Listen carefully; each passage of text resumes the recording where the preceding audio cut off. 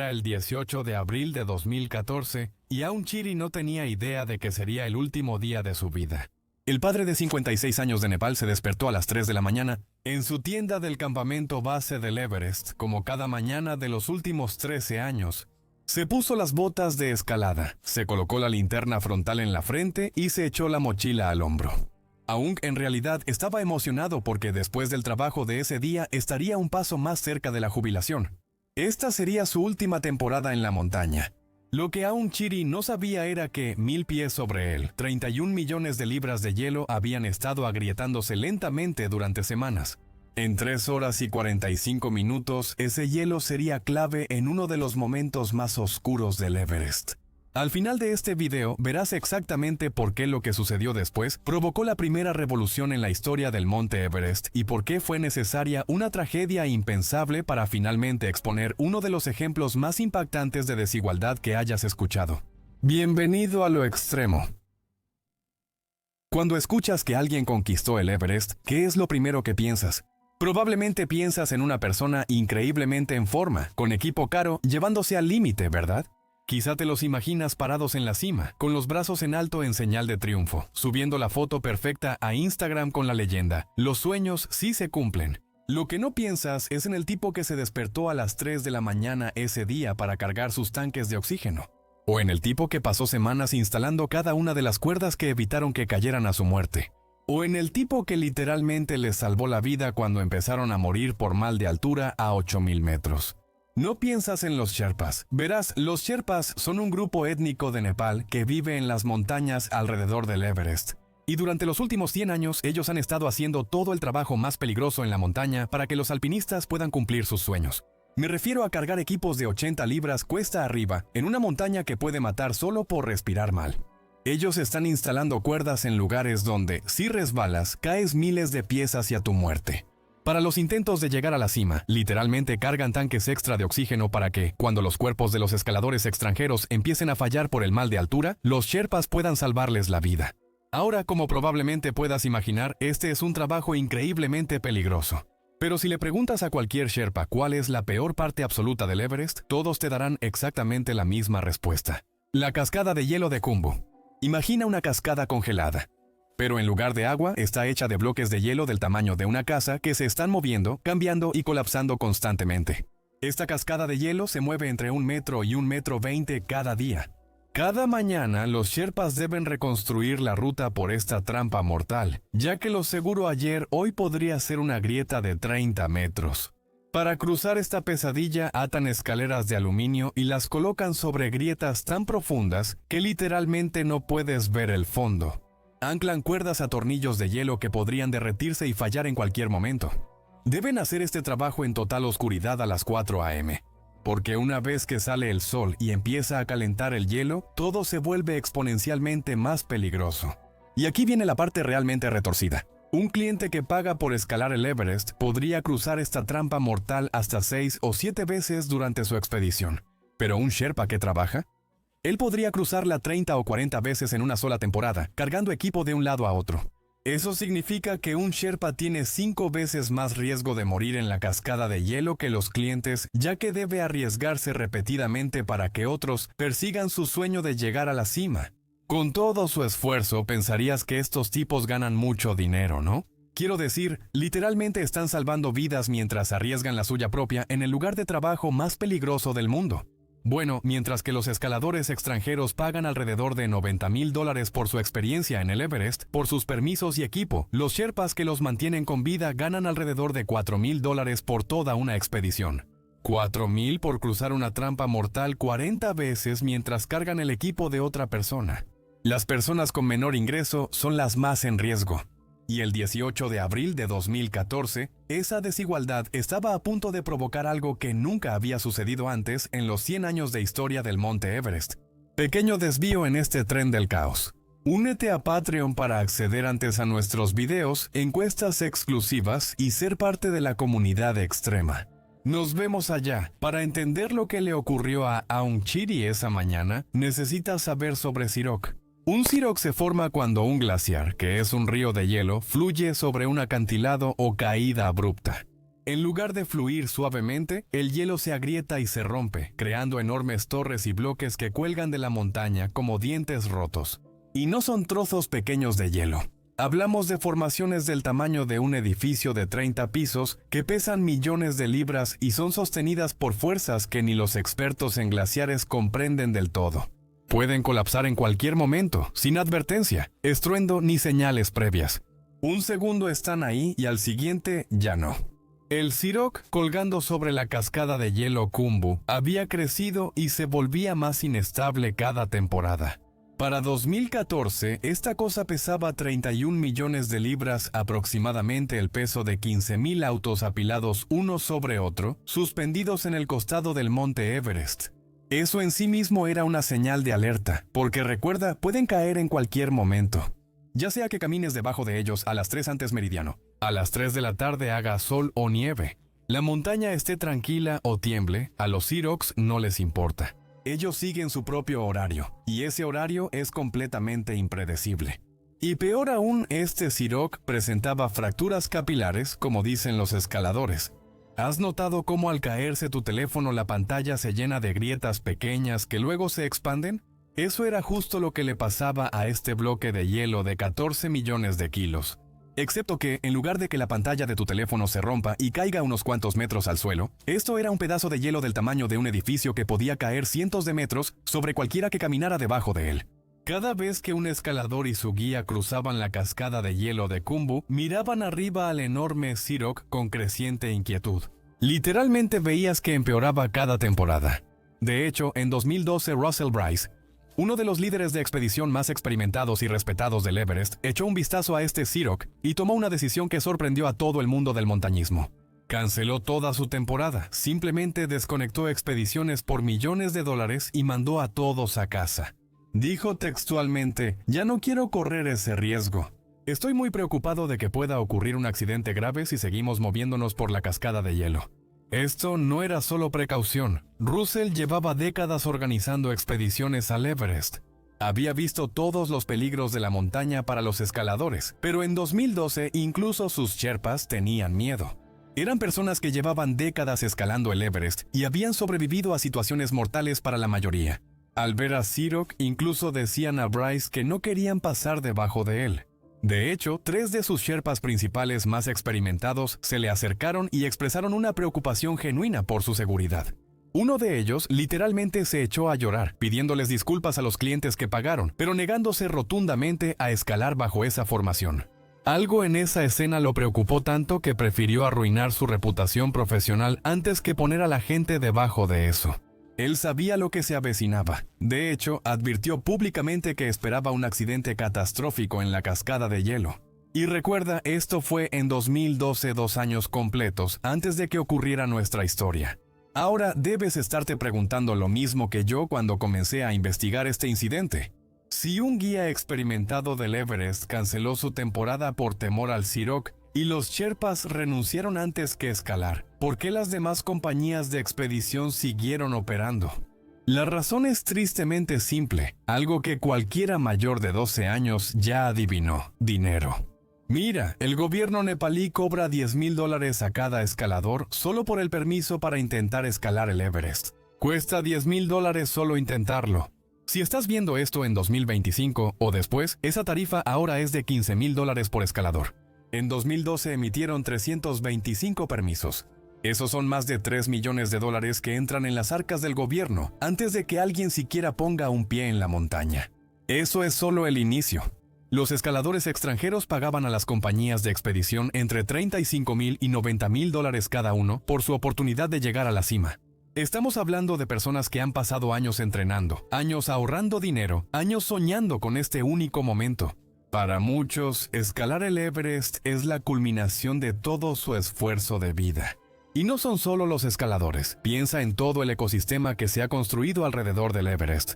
Compañías de expediciones que emplean a cientos de guías y personal de apoyo, compañías de helicópteros que hacen rescates y transportes de suministros, hoteles en Katmandú, fabricantes de equipo, compañías de seguros. La escalada en el Everest genera decenas de millones de dólares cada año para la economía de Nepal. Cerrar todo habría sido un desastre económico. Cuando Russell Bryce vio ese Siroc y dijo que era muy peligroso, el resto de la industria vio millones de dólares y decidió arriesgarse. Durante 2 años más, las expediciones operaron bajo esa trampa mortal, conscientes de que el tiempo corría. Sabían que ese Siroc se volvía más inestable cada día. Sabían que, al final, la física vencería y ese gran trozo de hielo caería. Pero también sabían que cada día que podían mantener la montaña abierta, significaba más dinero entrando. Al final, la promesa de ganancias fue más fuerte que el miedo a morir. Simplemente había demasiado dinero en juego como para cerrar la montaña por lo que podría pasar. 2 años después de la advertencia de Russell, el Siroc seguía ahí, más grande y más fracturado que nunca. Y a las 3 de la mañana, el 18 de abril de 2014, la alarma de Aung Chiri sonó en su tienda del campamento base del Everest. La mayoría que despierta a las 3 antes meridiano está miserable, atontada, con frío y quiere quedarse en la cama. Pero esa mañana Aung Chiri era diferente. Mientras se incorporaba en su saco de dormir y alcanzaba sus botas, había algo casi como emoción en su pecho. No porque estuviera esperando caminar por una trampa mortal, sino porque sabía algo que hacía que todo el peligro valiera la pena. Esta era una de las últimas veces que tendría que hacer esto. Su esposa estaba en ese momento de regreso en la aldea Tamu, probablemente también despierta, pensando en el restaurante que iban a manejar juntos. Lo iban a llamar Campamento 2 en homenaje a todos esos años que pasó cocinando a esa altitud en el Everest. Tras 13 años despertando a las 3 antes meridiano, despertar y bailar con la muerte en un laberinto de hielo, aún casi saboreaba una vida normal y simple. Se puso las mismas botas de escalada gastadas de otras expediciones y colocó su lámpara frontal, una simple luz LED que lo mantendría de no caer por un acantilado durante horas. Fuera de su tienda, el campamento base despertaba en silencio cada mañana, sin voces fuertes. Solo el crujir de las botas en la nieve, el cierre de las tiendas y el sonido del equipo guardado en mochilas. Aung Chiri cargó su mochila con 65 libras de cilindros de gas para cocinar. En unas horas, el plan era llevar esta carga por la sección más peligrosa del monte Everest para que los ricos alpinistas extranjeros pudieran tener comidas calientes a 21,000 pies de altura. Gas para estufas, combustible para su comodidad. Se unió a la fila de linternas que avanzaban hacia la entrada de la cascada de hielo. Unos 200 hombres, en su mayoría sherpas, caminaban en fila india a través de la oscuridad. Desde lejos parecía casi pacífico, como una procesión de luciérnagas flotando en la noche. En poco tiempo, la procesión llegó a la entrada de la cascada de hielo de Khumbu, y Aung Chiri entró en el laberinto sin saber que sería la última vez. Lo que más impactó a Aung Chiri en la cascada de hielo no fue el frío o la oscuridad, sino el sonido. No era silencio como uno esperaría, sino un constante y bajo gemido. El sonido de millones de toneladas de hielo moviéndose lentamente, crujiendo entre sí, desplazándose de formas que podrían matarte sin previo aviso. Pero Aung Chiri había hecho esta rutina cientos de veces antes. La rutina era simple. Engancha tu línea de seguridad a la primera cuerda fija y empieza a avanzar. Cruza las escaleras de aluminio. No mires al vacío. Al final de la escalera, desengancha y sigue a la siguiente sección. Engancha, avanza, desengancha y vuelve a enganchar. Pero esa mañana algo era distinto. El hielo gemía más fuerte de lo normal, con sonidos agudos, como si la montaña luchara consigo misma. Había más escombros de lo habitual. Trozos de hielo del tamaño de refrigeradores cubrían la ruta cuando ayer no estaban. Lo que Aung Chiri y los demás no podían ver en la oscuridad, a unos 300 metros arriba, era que un enorme colmillo de ese Siroc colgante en el hombro oeste del Everest estaba por romperse. Esos trozos no eran aleatorios, eran piezas que ya habían empezado a desprenderse durante la noche. 5 minutos tras iniciar la escalada, Aung Chiri sorteaba una reciente caída de hielo, pisando con cuidado bloques que podrían aplastar un auto. Las fracturas finas ahora se extendían más rápido. Lo que tomó años se aceleraba en minutos. Mientras avanzaba en la caída de hielo, el sherpa frente a él se detuvo y levantó la mano. Toda la fila paró al instante. En el repentino silencio todos pudieron escucharlo, un profundo retumbar proveniente de algún lugar muy por encima de ellos. Duró 10 segundos y luego se detuvo. Esperaron, escucharon, nada. La fila volvió a moverse, ahora más rápido. Todos compartían el instinto de pasar rápido por esta sección. Algo andaba mal allá arriba. No lo sabían, pero el Siroc de arriba había llegado a un punto de fractura crítico. Podía caerse literalmente en cualquier segundo ahora. Con cada minuto aumentaban los sonidos desde arriba. Ya no solo gemidos, sino crujidos agudos como disparos rebotando en las paredes de la montaña. Algunos sherpas se movían aún más rápido, casi trotando por las escaleras pese a sus mochilas pesadas. A las 6:45 a.m., cuando Aum Chiri tomó la siguiente cuerda, sucedió. Primero se oyó un sonido que los sobrevivientes describieron luego como una lengua profunda, como un martillo en una campana amortiguada. Después, un crujido tan fuerte que parecía venir de tu propio cráneo. Luego, el rugido como si todos los trenes de carga del mundo se acercaran a la vez. Pero no era un tren humano. Eran 14 millones de kilos de hielo lanzándose a velocidades mortales hacia los sherpas desprevenidos y sin defensa. La avalancha golpeó como un tsunami de concreto. Los cuerpos no solo cayeron, fueron borrados, tragados bajo bloques de hielo enormes y sepultados bajo toneladas de escombros que se movían más rápido que un choque. Cuando el rugido cesó y la nube de hielo y nieve se asentó, ocurrió algo que cambiaría el monte Everest para siempre. 16 hombres desaparecieron, simplemente borrados de la existencia en unos 10 segundos. Fue y sigue siendo el día más mortal en la historia del Everest. La operación de rescate que siguió fue absolutamente desgarradora. Los helicópteros sobrevolaron el campo de escombros, llevando cuerpos colgando debajo de ellos en largas cuerdas mientras transportaban a los muertos de regreso al campamento base. Los heridos fueron llevados de urgencia a hospitales en Katmandú y se recuperaron 13 cuerpos rápidamente. 3 quedaron tan enterrados en el hielo que jamás fueron hallados. Uno de los hombres rescatados del hielo fue Aum Chiri, el mismo que horas antes se despertó feliz porque casi terminaba. Solo un par de semanas más, unos cuantos viajes más, y entonces habría terminado con el Everest para siempre. Cuando la avalancha paró, el viaje de Aum terminó. No más madrugadas ni montañas. Ese sueño por el que ahorraba se esfumó, así de simple. Los 3 días posteriores a la avalancha, el Everest estuvo en caos. Los sherpas sobrevivientes se reunieron con sus familias para llorar a sus muertos y los líderes cancelaron los ascensos. La montaña quedó en silencio, pero aquí es donde esta historia da otro giro inesperado. El 21 de abril, el gobierno nepalí finalmente apareció para abordar la tragedia, y la respuesta fue tan insultante, tan insensible, tan completamente indignante, que provocó algo que nunca había sucedido antes en toda la historia del monte Everest. Anunciaron que darían 40,000 rupias nepalesas a cada familia de los fallecidos. Eso equivalía a $400 estadounidenses en ese entonces. Déjame poner esto en perspectiva para ti. Cada escalador extranjero paga al gobierno nepalí $10,000 solo por el permiso para intentar escalar el Everest. Solo en esa temporada, 334 personas compraron permisos, lo que significa que el gobierno recaudó más de $3.3 millones en tarifas de permisos. Cuando 16 hombres mueren generando esos ingresos, sus viudas solo reciben $400 para gastos funerarios. Aquí está la razón por la que esto es un insulto en varios niveles. En Nepal, un funeral cuesta unos $1,000, por lo que muchas familias no podían pagar una despedida básica. Mientras el gobierno ganó millones, quienes arriesgaron todo recibieron menos de la mitad necesaria para despedirse.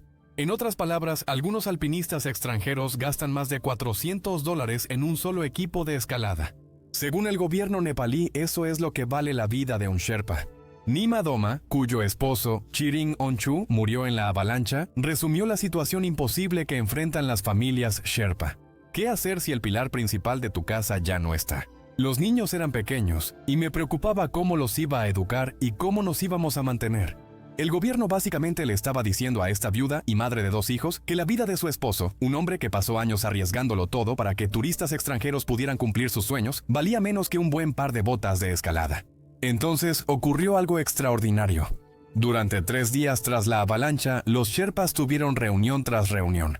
Pero no eran reuniones típicas de expedición con guías extranjeros y funcionarios. No, estos eran sherpas hablando con sherpas, docenas de ellos hablando en su idioma nativo. Con cada conversación se enojaban más y se unían más. Los escaladores extranjeros y líderes de expedición solo podían permanecer en el campamento base observando las discusiones con creciente inquietud. Poco a poco se daban cuenta de algo que debió ser obvio desde el inicio. Toda la expedición y su capacidad para escalar esta montaña dependían totalmente del apoyo de los sherpas. Sin ellos no podían alcanzar la cima ni sobrevivir un viaje por la cascada de hielo. Algo se estaba gestando, algo que nunca había sucedido antes en la historia de la montaña, pero nadie lo sabía. El 22 de abril, las reuniones en el campamento base llegaron a una conclusión que sacudió a todo el país. El Sherpa Tulsi Gurung, hablando en nombre de los Sherpas reunidos, hizo un anuncio que nunca antes se había hecho en los 100 años de historia de las escaladas al Monte Everest. Tuvimos una reunión y decidimos suspender la escalada este año para honrar a nuestros hermanos caídos. Todos los Sherpas estamos juntos en esto. Por primera vez en la historia del Monte Everest, la fuerza laboral que permitió la escalada comercial se fue a huelga. Habían cerrado toda la montaña. Y así, hicieron algo que literalmente nunca se había hecho antes en la historia de un siglo de escaladas en el Monte Everest. Se declararon en huelga y cerraron la montaña, causando un impacto inmediato y devastador. Había 600 escaladores en el campamento base antes de la avalancha. Muchos entrenaron años y pagaron decenas de miles de dólares, algunos hasta $100,000 por la oportunidad de llegar a la cima.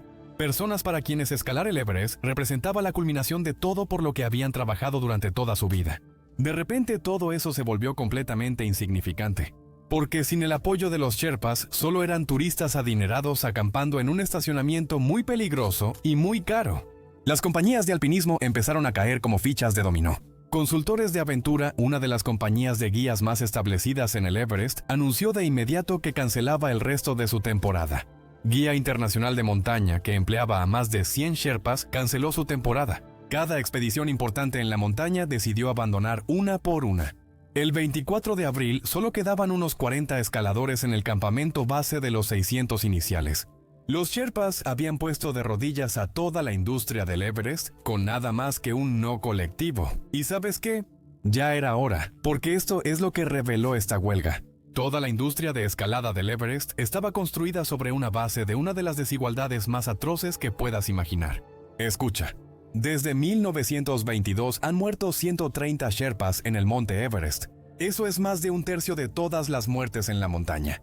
Quienes ganan menos y reciben poco reconocimiento estaban muriendo a tasas que cerrarían cualquier lugar de trabajo en el mundo desarrollado. ¿Y por qué estaban muriendo? Para que extranjeros ricos suban selfies en la cima del Everest y presuman en Instagram. La huelga sacó a la luz estas verdades incómodas por primera vez. De pronto, los medios internacionales atendían a la fuerza laboral invisible que hacía posible escalar el Everest. De pronto, personas de todo el mundo cuestionaban por qué los Sherpas ganaban tan poco arriesgando tanto. ¿Por qué su seguridad era ignorada? El gobierno nepalí, bajo gran presión internacional y viendo perder millones de dólares en ingresos de escalada, respondió rápidamente. En pocos días aumentaron los beneficios por fallecimiento de $400 a más de $10,000. La cobertura del seguro aumentó. Prometieron fondos de ayuda y cubrir gastos médicos, pero ya era demasiado tarde para salvar la temporada 2014. Los Sherpas ya hablaron y no se retractaron. El valor que mostró Aung Chiri y todos estos Sherpas al arriesgar sus vidas cada día para que completos desconocidos pudieran cumplir sus sueños me parece simplemente increíble. Y aunque lo que les pasó es absolutamente desgarrador, su sacrificio finalmente obligó al mundo a ver una injusticia que había estado oculta durante casi un siglo. Actualmente, en el campamento base del Everest hay un monumento con los nombres de más de 130 Sherpas fallecidos en la montaña, grabados en piedra. Cuando ves esos nombres, no ves estadísticas. Ves padres que arriesgaron su vida en el trabajo más peligroso para que sus hijos estudiaran. Hijos que sostenían pueblos con sus ingresos. Hermanos que compartían todo con sus comunidades. El Monte Everest aún es peligroso. La gente sigue muriendo cada temporada. La cascada de hielo de Khumbu sigue siendo una trampa mortal a cruzar. Cuando hay tragedias, el mundo las nota. Las familias de las víctimas saben que sus pérdidas tienen sentido. Así que la próxima vez que veas a alguien celebrando en la cima del Monte Everest, solo recuerda esto. Detrás de ese triunfo hay un Sherpa que lo hizo posible. Y recuerda, el 18 de abril de 2014, el día en que 16 hombres murieron y cambiaron el Monte Everest para siempre. Gracias por ver y nos vemos en el próximo. Mantente audaz y vive con valentía.